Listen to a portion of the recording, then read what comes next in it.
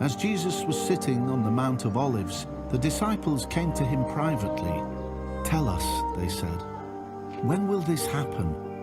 And what will be the sign of your coming and of the end of the age?"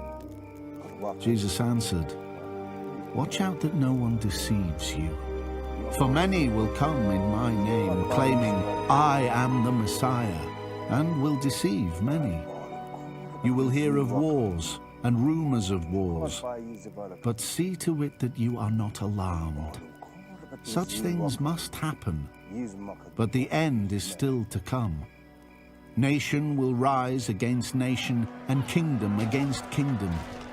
There will be famines and earthquakes in various places. All these are the beginning of birth pains. Then you will be handed over to be persecuted and put to death, and you will be hated by all nations because of me. At that time, many will turn away from the faith and will betray and hate each other, and many false prophets will appear and deceive many people. Because of the increase of wickedness, the love of most will grow cold, but the one who stands firm to the end will be saved. And this gospel of the kingdom will be preached in the whole world as a testimony to all nations. And then the end will come.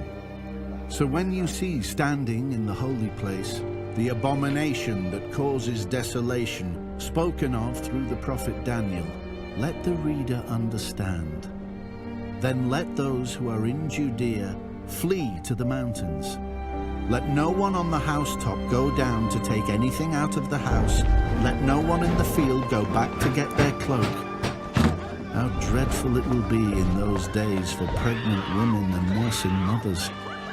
Pray that your flight will not take place in winter or on the Sabbath. For then there will be great distress, unequaled from the beginning of the world until now, and never to be equaled again. If those days had not been cut short, no one would survive. But for the sake of the elect, those days will be shortened. At that time, if anyone says to you, 'Look, here is the Messiah,' or 'There he is,' do not believe it.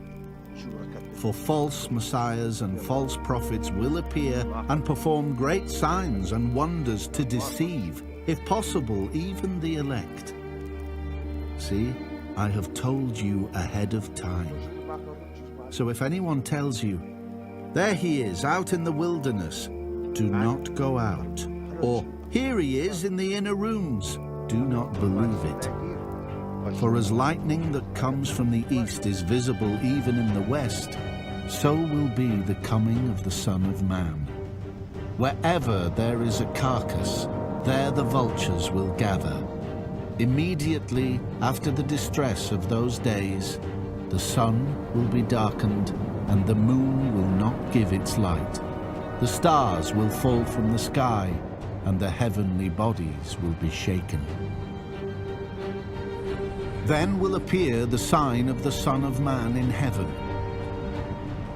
And then all the peoples of the earth will mourn when they see the Son of Man coming on the clouds of heaven with power and great glory.